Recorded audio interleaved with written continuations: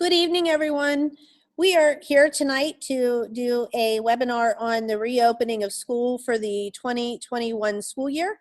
We're going to go through tonight. We're going to do a presentation. We're going to give you an opportunity to hear some more in-depth information about what is happening for next school year. And at the very end of the presentation, we will leave an opportunity for question and answer. What we would ask you to do is to a lot of your questions and answers hopefully will be answered throughout the presentation. So towards the end, if we don't answer those questions, if you could type the question and answer in at the bottom of your screen, you should see a little button that says Q&A. If you just click on there, it'll allow you to submit questions to be answered. Some of them we will answer live and others we will answer by a message that we type back to families. At this time, I'm going to share my screen and pull up our presentation for this evening. We are recording the session, and in the room with me tonight, we have our both of our middle school principals, both of our high school principals, our elementary principals, our director of technology, our director of buildings and grounds, as well as our director of special education. So with that being said, I'm going to start off and share my screen.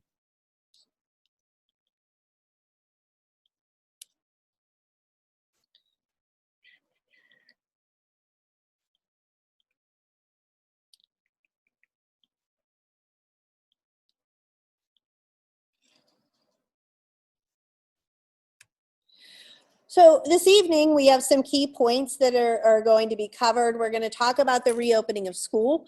We're going to have some conversation about cleaning and sanitizing. We're going to discuss social distancing, masks and face shields, technology and instruction, options for learning for the 2021 school year for parents, as well as the enrollment form. So we're going to kind of get through all of those, as well as answer some other questions as we go through this process. So we want to start off by talking about the reopening of school. School will resume for the upcoming school term with contingency plans that are in place for the return of our students to our classrooms. If everyone remembers, as of March 13th, we did do online instruction from that point in time through the end of the school year. There are some things that are going to be changed and that we will do differently with regard to online instruction that we will talk about during the course of this presentation. We wanted to provide some flexible learning opportunities for our families. The plan and the program we have designed for families was based on information obtained from a survey that was sent out in June. And we took the feedback from those surveys to design something that would meet the needs of our families and our community. We wanted to provide our students with learning choices based on need, based on comfort level, based on if parents have to work. So we believe that through these three choices, we have done that. And the only change from what parents may know is we are adjusting our school calendar and delaying the start of school for a period of 1 week. We are originally supposed to start school on Monday, August 24th.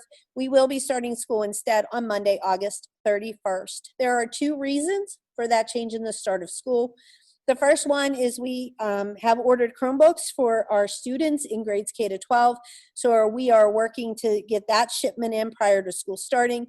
And the second reason would be to allow for the proper professional development opportunities for our staff to prepare for their new quest with regular and online instruction. So because of those two things, we are delaying the start of school for a period of 1 week.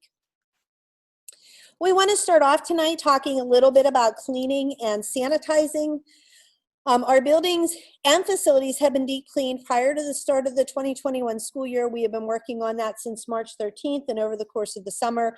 Our buildings, with the exception of starting up some of our fall sports activities, really did not have a lot of people in it from that March 13th date till just recently.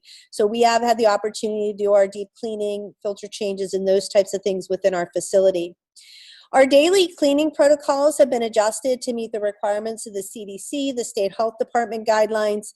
We have had the ability through some grant funding to purchase some UV sprayers and some different things to make sure how we're cleaning and sanitizing the building in a way to make sure we do our best to keep the virus out of our facilities.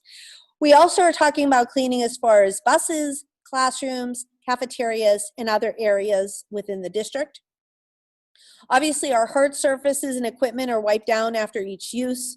We have put hand sanitizer and dispensers in every classroom in the district, as well as every entrance, whether it be on the wall or in a standing device that holds the sanitizer, and that is available throughout all of our buildings and facilities. Our water fountains have been changed or in the process of being changed, so when school starts, they will not be your typical water fountains. They are now going to be water filling stations. All students will be permitted to carry water bottles while in school. They would fill their water bottle by pushing a button, of which hand sanitizer would be located next to that water fountain. At the younger grades, at the elementary level, even in some of our middle school and high school science classrooms, we are encouraging families and parents to provide pencils and pens so we don't have to share some of the supplies within the school, but there are going to be some supplies and equipment that will be shared, especially at the younger grades or in science labs. And so we are putting cleaning protocols in place for how we will sanitize those pieces of equipment after use by shared people within classrooms within the district. So we are working on all of those different protocols. Some other guidelines that we are needing to follow based on state mandates is social distancing. Most recently, Governor Wolf sent out a mandatory mask order, and that order does state that if you are unable to social distance 6 feet, then people are required to wear masks. So that will be part of our discussion here today of what that looks like within the school setting. Hallways will be marked with social distancing with arrows and signs to control the flow of people moving throughout the school. We will have one-way hallways in the middle school and high school around the square parts of the building. The students, when out of the class, they will all flow in the same direction. At the elementary and other hallways, we will have arrows going down the right and left side of the hallway, as well as those social distancing 6-foot circles that you probably have commonly seen out in public places such as the grocery stores. We will not have any gathering of large groups, assemblies, field trips at this time. That is just not something we will be able to do. Breakfast and lunch procedures will be adjusted. We are planning on using the cafeterias in the building, but in some of our larger lunches, we will have to use some other areas of the building, not necessarily the teachers' classrooms. Our plan is you will 6-foot social distance in the cafeteria. You would not have to wear a mask when you're in the cafeteria eating lunch. So we would use the cafeteria at the high school, the senior room, and then some other areas in the building during lunch times to maintain that 6-foot social distancing so that students are able to eat lunch as they need to. Lunches will be served, not so much as an serve, but as an not so much as an offer program, but a serve program. Students will pick their entree of choice, and then those will be placed on a tray and given to students based on what they are selecting, but there will not be, students will not be able to touch. That will be just done by our cafeteria workers. Breakfast is being handled at the middle school and high school in a grab and go fashion. So when students enter the building, they would grab breakfast and then they would eat that in their either homeroom or their first period classes. Classroom furniture and the layouts will be rearranged according to guidelines. Our goal would be to get as close to the 6-foot social distancing. If we get 6-foot social distancing within classrooms, those classroom students would not have to wear masks during instruction, but that is very much dependent on how our enrollment goes throughout this process. We do have close to 1,900 families in the district that will all have to enroll. So the size of the classes, how many students will be in class is going to vary, and we will not have that information until everybody is enrolled in the program based on their choices. Visitors will be limited in our buildings to essential school business meetings. So parents that need to come in to have discussions or conferences with teachers about their students' progress, we will do those meetings. They will follow similar protocols to what we're following now with our staff. They would enter the building, have to wear a mask, sign in, temperature taken, and answers to some of the basic COVID questions that many of you have probably seen. As far as, do you have a fever? Do you have a cough? Are you short of breath? And then take temperatures. And then those people would be admitted into our buildings and taken to a specific area where that meeting would be held.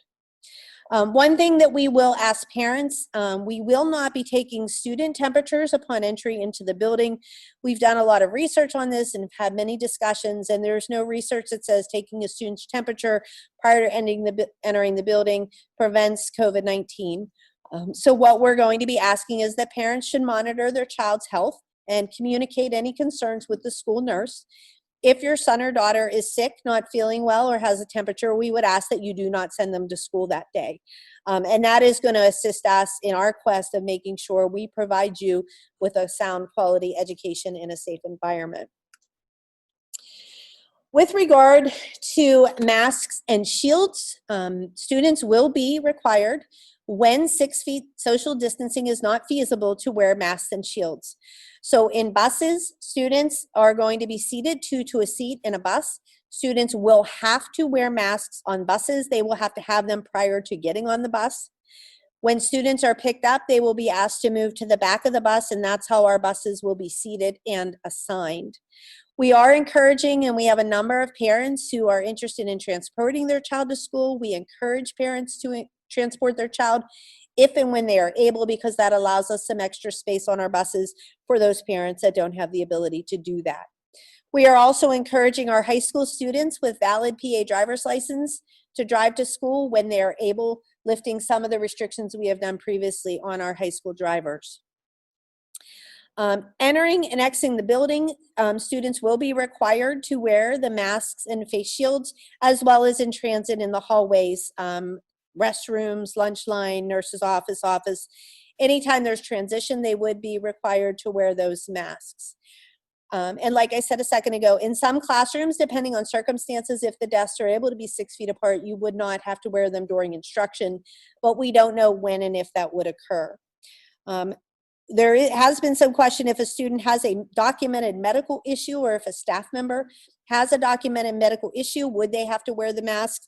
If we have documentation of that medical issue that it would be turned into our school nurse, then we would not, based on the mandatory mask order, require those students to wear masks. Masks and face shields need to cover your nose and your mouth, and that is, what we're expecting. The district is not providing masks for students. We do have some throwaway masks here if we would have a situation or circumstance where something would happen to a child's mask during the day. We do have some in stock, but not enough to give to students every day when they arrive to school. So we would ask for parents to assist us. And most parents at this point have some kinds of masks for their children based on the current situation. With regard to I want to go back to the mask for just 1 second. I'll talk for just a second because recess kind of falls under both social distancing and masks. Recess in grades K to 5, we will still be having recess at our elementaries and in our 5th grade. It will look slightly different. Kids will be asked to hand sanitize at the elementary schools before going out to play on the equipment. While they're actually on the equipment, they would be asked to wear a mask. And then when they would come back into the building, they would hand sanitize for a second time. If you're out at recess and you're doing some kind of physical activity, and that allows for being 6 feet apart, then masks would not be worn at that point in time. So any type of physical exercise, we would not have the students wear masks, but they would wear it on the recess equipment. At recess at the middle school, they don't necessarily have equipment, but they usually do some sharing of balls and some of that. We are going to do our best to have students not sharing items such as balls, but or hula hoops or some of those different things outside during recess, but coming up with other activities that the kids can still have an enjoyable recess. It just may look a little bit different. With regard to technology and instruction, Chromebooks will be provided to all students in grades K through 12. So whether you choose the face-to-face or one of the virtual options, all students will receive Chromebooks. We will be using Google Classroom as our primary platform, which is the platform we use from March until May, but there are some changes with it. We will no longer use Zoom. We will be using a product called Google Meet, which more readily integrates with the Google Classroom environment and is a little bit easier for the work that we need to do. We will also be providing online resources for teachers, teaching staff, and students with regard to technology and instruction. The expectation on Google Classroom, just to talk a second about that, all students within the district would be a member of those Google Classrooms. We would ask that assignments are done through the Google Classroom when and if possible for all kids, whether they're face-to-face or online, for the sake of hygiene, less paper passing between students and adults, but still the ability to get the work done, turned in, and to be graded by our staff. So parents have 3 options for what learning will look like for the 2021 school year. Parents, guardians, and students will choose one of the 3 options available that best suits their needs. There is a face-to-face learning option, which we're going to talk about. There is a virtual live instruction online option, and then there is a virtual recorded instruction online for students.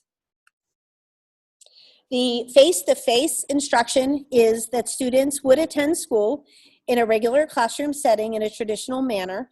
They would come to school, they would go to homeroom, they would go to all of their classes, but they would have to follow social distance protocols and obviously wearing masks and face shields as required based on those social distancing protocols. We would have typical daily procedures. Some of those will be changed. We talked a little bit about the grab-and-go breakfast. Students would still be served lunch in the cafeteria. We are going to do our best to limit some movement of students within buildings when we are able to do that. I can tell you that is more easily done in grades K to 6 than it is in grades 7 through 12. With that being said, grades 7 through 12 will proceed through their normal daily schedules. At the elementary school, we will do our best to maintain students within their classroom, even possibly during their special time. One of the questions earlier today in one of the sessions was, well, what about physical education and art and music?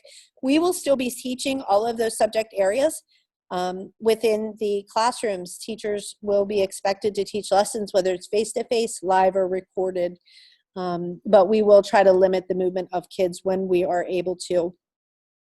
Arrival and departure of students will be a controlled process. We are changing some of our entries into the building.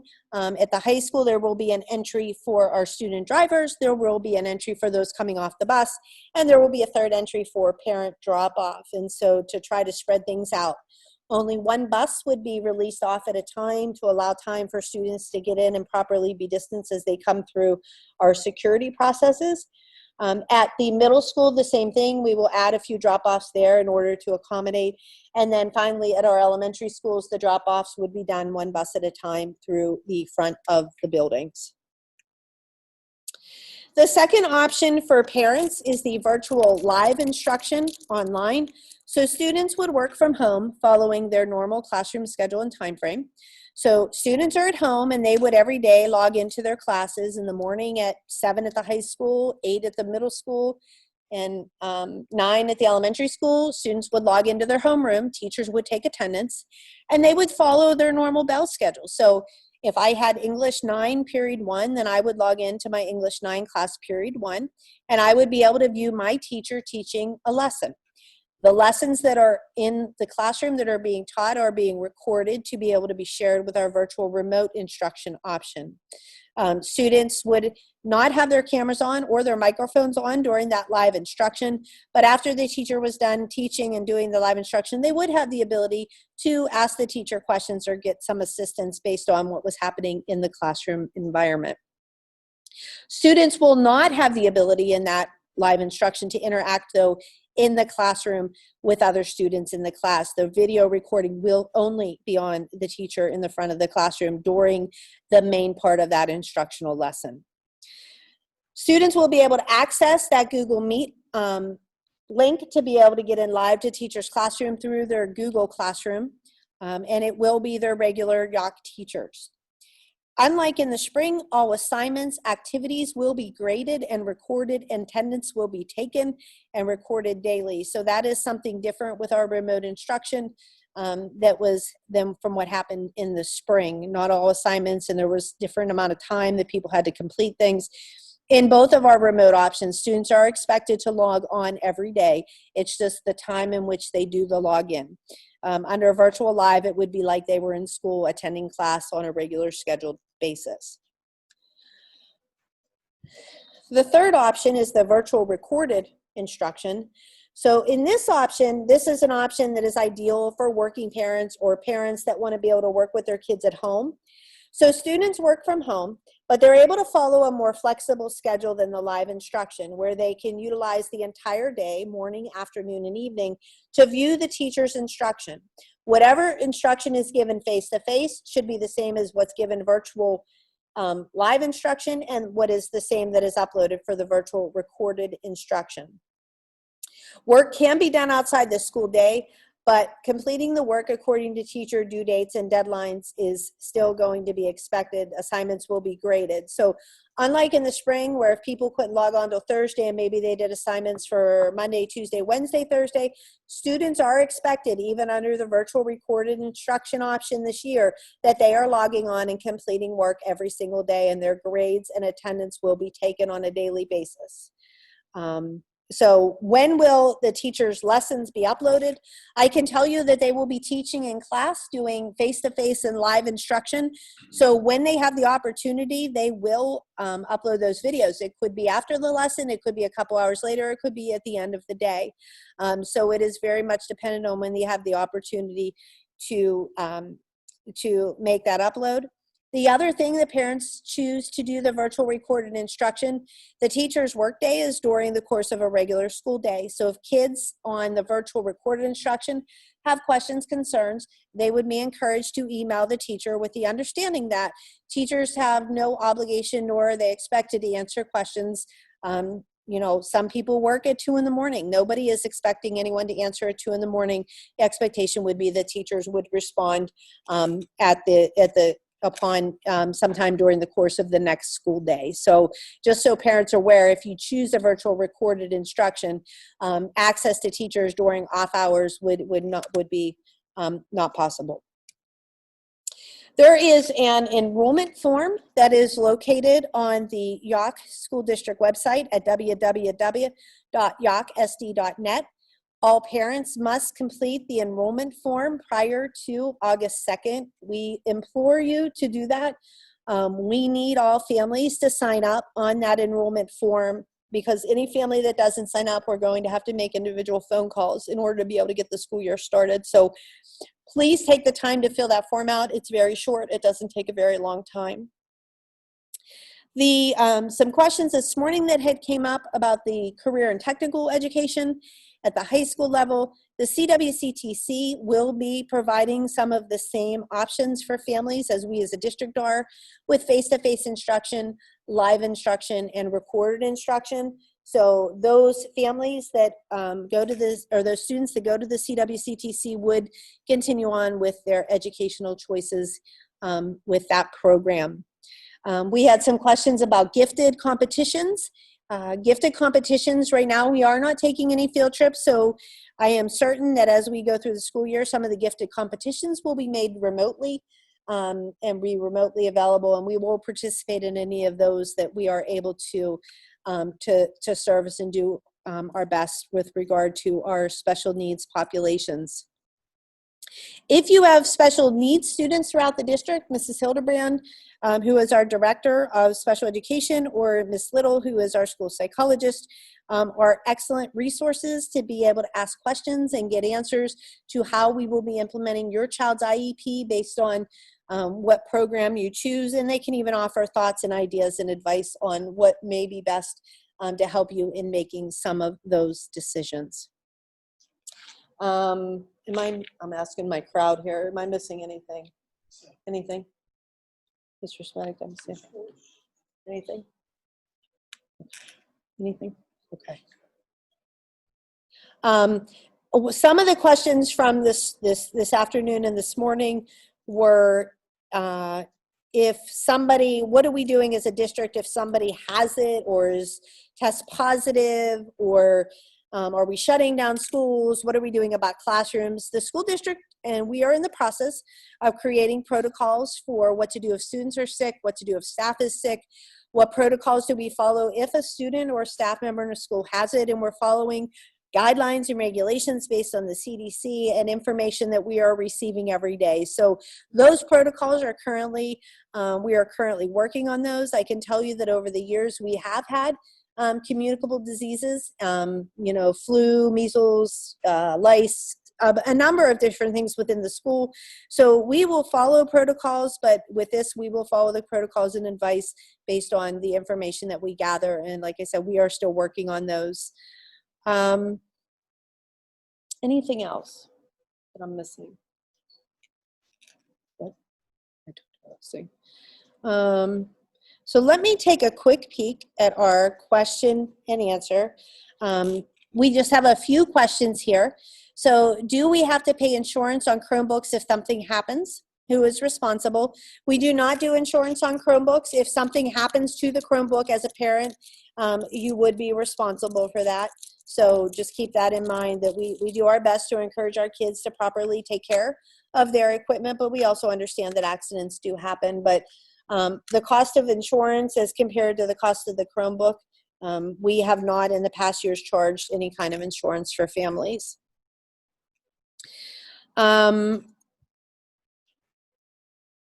So regarding, there was another question here, a teacher that's responsible for face-to-face instruction could also be responsible for a caseload of students who are not at school receiving face-to-face. So teachers are teaching students that would be assigned to their classroom regardless of face-to-face, virtual live, or virtual recorded instruction. So if I am teaching a high school English class, and if none of this happened and I had 22 or 23 kids in my English class, in this scenario, you would still only have 22 or 23 kids in your English class. You might have 12 online, 5 in virtual live, and you might have another 4 or 5 in virtual recorded instruction. So teachers will have the same amount of kids in their classes teaching the same lesson, whether it be face-to-face, virtual live, or virtual recorded. So that is how that would work. So that same caseload of students would be there whether we were in school or not. Will the children in high school be involved in clubs they signed up for? I can tell you with regard to sports, as of right now, as of 7/28 on July 28th, our sports seasons are still on at any given moment. That could change based on PIAA and WIPIO guidelines. Our high school, we will at some point have clubs. I can tell you that we need to get the school year up and started in some of these new programs, and then the clubs would come shortly after that. So we do plan on having clubs. They may not be from day one, but we will do that once we have the educational component of what we need to do up and running. Next question, will grading be the same for all 3 choices? If doing work at home, students have more of an opportunity to have notes in front of them for tests or assignments that kids in the classroom settings may not. So basically easy to cheat from home. I can tell you that in all 3 choices, if students want to maybe do something that isn't truthful and maybe cheat on tests or assignments, that if they're going to do it, they would probably be able to find a way to do that. As an educational organization, we are going to work to make sure that our tests and our assignments are done with fidelity. And if we suspect any form of cheating because students are at home, then we would address that in that circumstance and situation as we would if that student was in school. And we will keep a very close eye on that. Will you have lesson orientation for the program for parents and children prior to the school start? So what I can tell you, I'll cover orientation generally because I forgot about that in our initial discussion here. In grades K, 5, and 9, we will be having some form of orientation, probably going to be August 20th or 21st. We haven't finalized what the date is of that yet. Some of it may be online, some of it may be in person. And if your child is going to be in one of those 3 grades, they will be notified of what that orientation looks like. We also are planning on sending out information to parents prior to the start of the school year with regard to based on what program you chose. If you chose face-to-face, virtual recorded or virtual live. We will be sending out some information and also be setting up some training for people that may need it to figure out prior to the start of the school year. Also, kiddos that are on home, that are at home using Chromebooks, they will not only be provided with that Chromebook, but they will also be able to take home any books that they would be utilizing in the classroom as well. And I forgot to mention that earlier. We do not, there's a question, do we provide a case for the Chromebook? We do not provide a case for the Chromebook. That is something that if a parent chooses to use a case or some form of book bags will work well to protect the Chromebooks. And I know a lot of our kiddos are carrying those, but we do not provide a case. Will all students receive hard copies of their books? The answer to that was yes. If you feel your child needs help with speech and does the virtual option, how would this be addressed? Would they be able to work with someone virtually? So if your child needs help with speech, my recommendation would be that you contact Mrs. Hildebrand. I can tell you we will be able to meet the needs of our speech students, whether it's live, face-to-face, or recorded virtual instruction. And that would be done on an individual basis based on a student's IEPs and needs. Do kids get to keep the Chromebook? Kids have the ability to keep the Chromebook for a period of time while they are here in the Yawk School District. How much is a Chromebook replacement? Well, if you went on eBay right now and tried to find Chromebooks, there's none available here in the universe, so they're probably $1 million. But a normal Chromebook replacement for the kind of Chromebooks that we purchase as a district is right around $250.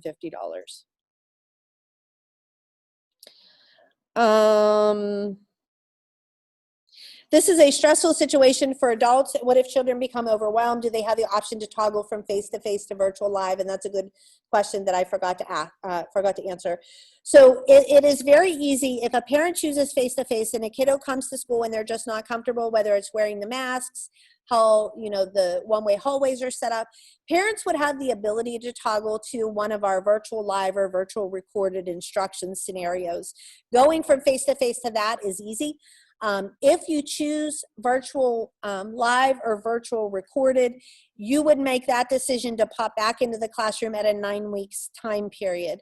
Once we have everybody pick classes, we are going to be setting up the classrooms to do our best to provide social distancing opportunities. So once you make a decision, that's where, if you're at home, would stay till the end of the 9 weeks. You would talk to your building principal, and then we would make adjustments for you to be able to come back at the end of the 9 weeks. Are children still allowed to pack lunches from home? They certainly are. Will the 10-day limit be adjusted for absences? We will adjust our absentee policy. That is something that we'll be working on over the course of the next month or so, knowing the situation and circumstances. If you're out of state for a week in October, can our kids do virtual learning during that week? So if your family is planning on taking a vacation, our process would remain as it always has. There are vacation forms in the offices. You would need to fill that out and talk with your principal of your building, and they would make arrangements for whatever work we need to make up, whether it's through virtual live, virtual recorded instruction, but you would have the ability to do that based on that conversation with your, administrator.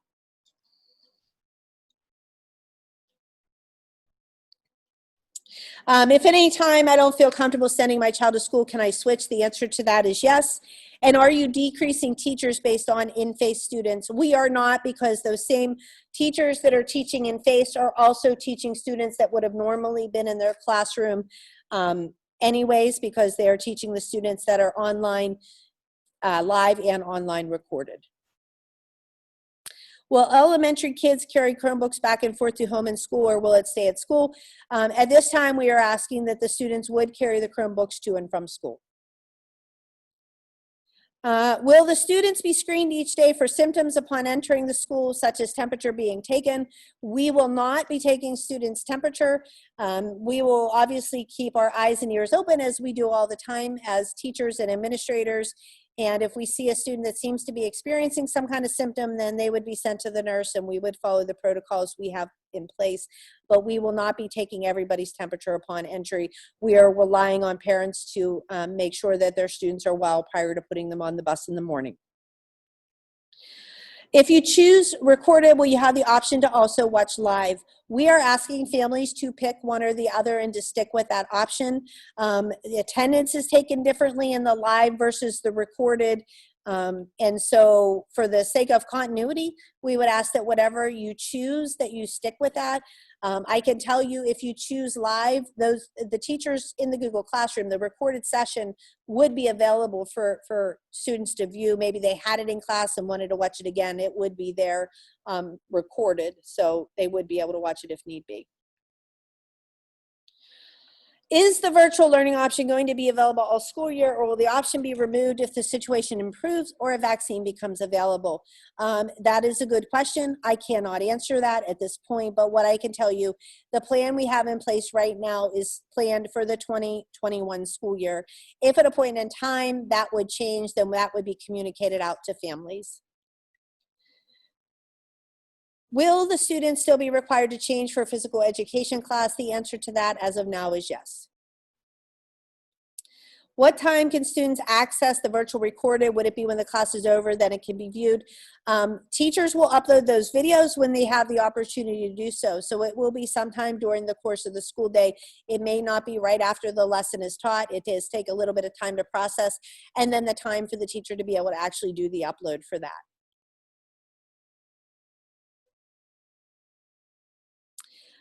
Like I said, if you are choosing the recorded option, those recordings should be uploaded by the course of the end of the school day. If that's the option you choose, those will be loaded up. So it's a matter of when do you get your child to complete those assignments online. Will there be lockdown browsers for testing? I'm not sure exactly what that question means. The answer is yes to that. Okay. Any further detail you want me to share on that?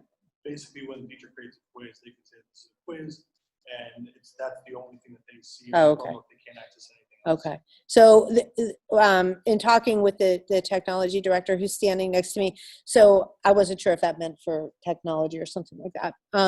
It would be the teachers would have the ability to lock down, do times on some of the tests for testing so that you only have a certain amount of time to complete. So the answer would be yes. Will middle school sports continue as planned? Do we have to be in school face-to-face to participate? Middle school sports will continue as planned. If you are in virtual live or virtual recorded, you do still have the opportunity to participate in our sports program. You would have to find a way to the school in order to do that. Any chance we would be using the Gmail access instead of Outlook? Our students will be using their Yawk SD accounts, and that is specifically tied into security measures within the Google Classroom and Google Meet within our school district. So they will only be able to access using their school district email. Is eAcademy still available this year? eAcademy is something that for some of our students, they have been enrolled for a few years. That still would be an option for those students. Do we know what size the Chromebooks are so that we can purchase a case prior to the school year? There are 11-inch Chromebooks, but however, there's different models. Okay. So based on different models. So the Chromebooks are 11 inches, but I can tell you there's different models and different, different shapes and that type of thing. So our recommendation on that would be wait until you get it and then make that purchase after that, but they are 11-inch. What's the plan should a student teacher test positive at any point throughout the year? Already addressed that, but we are working on the protocols for what that looks like, and we will follow those protocols. Will the elementary curriculum be adjusted to factor in any loss of instruction that occurred the last 3 months of school? I can tell you, as in good curriculum and good planning, as teachers begin their lessons for the next school year, they are constantly adjusting, spiraling, and making decisions based on what students know in a classroom. They're assessing them at the beginning of the class, the end of class, in the middle of class. And if there are areas of which maybe they did not have, or maybe they lost some instruction over the summer, and that happens whether it's the last 3 months of school or even over the summer, we would adjust and make sure that we get kids caught up to where they need to be successful, as our curriculum does build upon one another. Will you require screening questions, for instance, if someone travels to a hotspot? I am not sure. We will be doing screening of our staff. I can tell you we will not require screening questions of students. Again, that comes back to the families communicating with us, communicating with our nurses on staff. Do you have to get your child tested for COVID if they have a fever or a cold? We are going to tell you that you need to contact your healthcare provider, and you would follow the direction of that healthcare provider based on what those symptoms are. If a student or family goes to a state that is a hotspot, will they have to do a 14-day quarantine? Right now, the 14-day quarantine in the state of Pennsylvania is recommended. It is not required. So therefore, we would not, as a school district, require that. It is not mandated. Parents routinely send kids to school sick. Why not temperature check at the door like every other large gathering facility? We have decided we are not temperature checking in the door. After looking at research, there is nothing that says that temperature checks at the door does anything to prevent COVID-19, as many people may be asymptomatic. So we will not, we are relying on our families to assist us. If a child develops a temperature during the day and develops symptoms, will all families be notified that the child was in contact with, or will they be required to quarantine? There are very specific guidelines with regard to close contact, exposure, that have come out. We will be putting our protocols together following what those guidelines are. When we talk about close contact right now is defined as if you are next to somebody within 6 feet, for a period of 15 minutes or more. So we would contact families that would fall under those guidelines. We would also be in touch with the State Department of Health to get further guidance on what responsibilities we would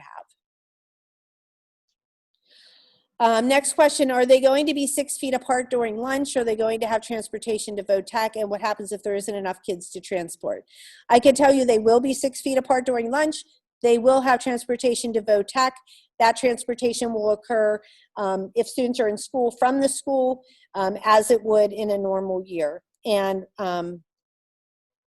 what happens if there isn't enough kids to transport? I can't answer that, but I don't think we're going to have that issue. So I can say it like that. If a vaccine becomes available, would or could the school make it mandatory? As of now, I would not have an answer to that. I don't know. I mean, there are certain immunizations you have to come to school. Right now, that vaccine is not even created, nor can I answer what would possibly happen here in the future. Can a child do technology over online? Huh? Tech. Okay, I get it. So the CWCTC will offer an online option, so that is something that VOTEC kids could do on, vocational technical students could do online. When is the last day to apply for a student driver permit, and how much is it now? There is no last day to apply for a permit, and how much is it? There's no charge, correct? Yeah, there's no fee for parking. So we are in the office every day, Monday to Friday, 7 to 2, if students wanted to apply.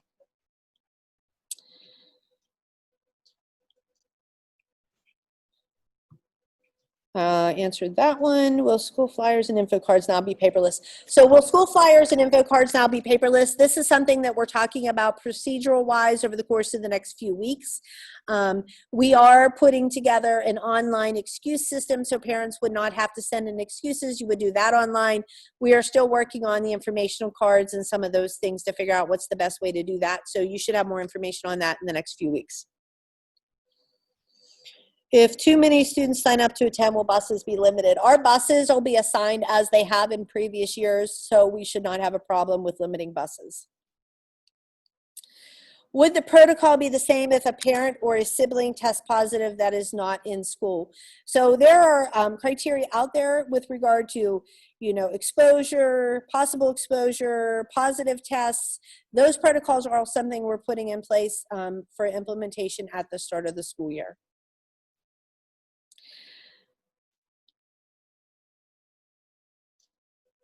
Question about eAcademy. eAcademy is available this year for students that have previously been on eAcademy. The answer to that is yes. eAcademy is an option for students. If the student is in a program or activity that requires school travel, can that student use the virtual classroom sessions to stay current?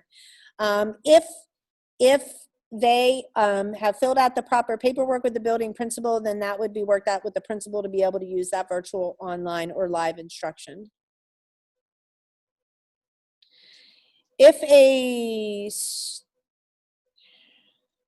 will this session be recorded and question posted to a meeting minute page? I missed the first half. We are currently working on, based on our 3 sessions today, a frequently asked question questionnaire that will be posted on the website, hopefully sometime tomorrow afternoon. So if you missed the first half, you would be able to get the majority of the questions and the things we talked about would be in that document. I think we have somewhere around 35 or so frequently asked questions that we've answered that'll get posted.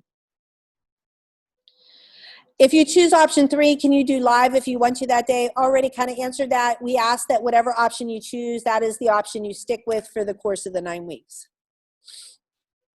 If everything shuts down again, will live be available for learning? The answer to that, as of right now, as we see it, the answer would be yes. Internet issues are rampant in the district. Will this be held against remote students? We ask students to do the very best we can. We know there are certain areas that internet access is harder than others. So, you know, it would be a matter of communicating with your building administrator if you're having issues, problems, or concerns, and us doing our best to assist where we can. Will students be able to attend football games and sports as spectators? This is still, we are still following whatever the 250 guideline are. So it just depends on when school starts, where we are at with what guidelines or mandates are set forth and how many people we can fit in those venues.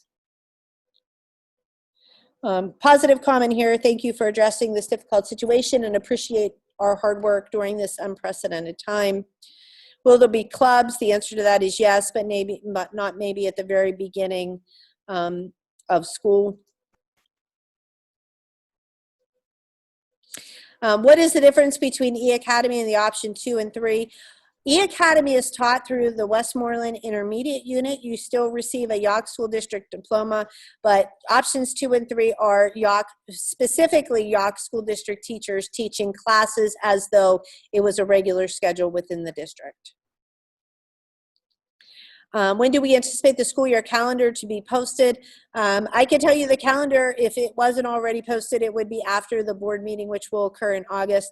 But the start of school will be August 31st, and I believe the last day of school and graduation is right around June 4th. So everything else in between, we will get out there hopefully towards the middle of August.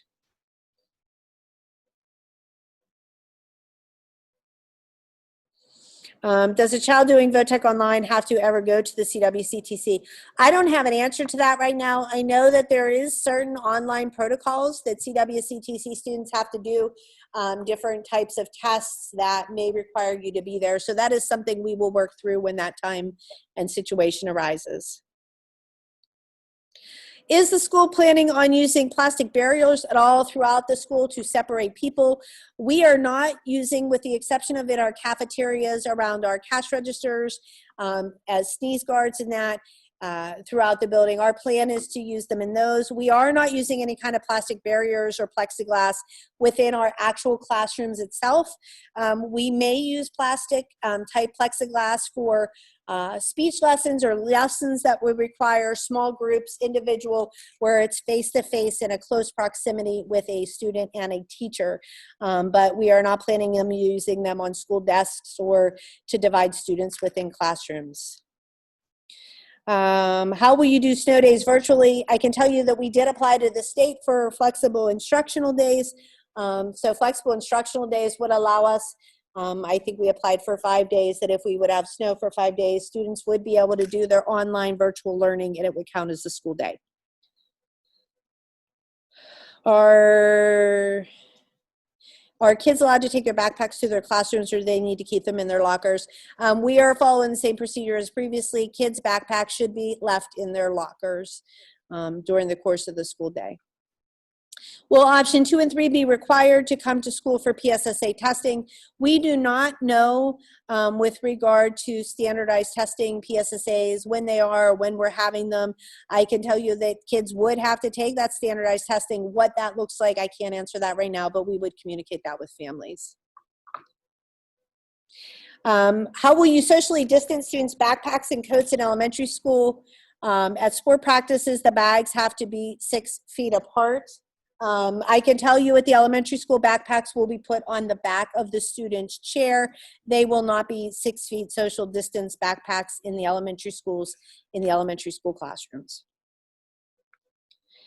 Will the desks in the middle school be sanitized after each period change? We will be sanitizing the desks in the morning and in the afternoon and during the course of the school day when able. So it will not be after each period change.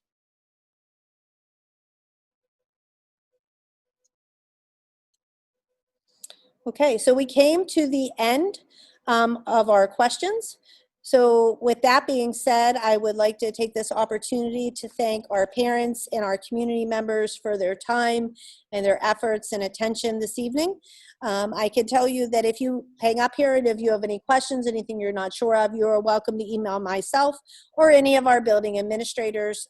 We are all on the same page and we are happy to answer any questions that you may have that would allow you to make good decisions with regard to your child's education. And our goal is to support you and for you to continue to support us as Jacques School District. So thank you very much. Have a great evening. And again, if you need anything, please let us know. Thank you.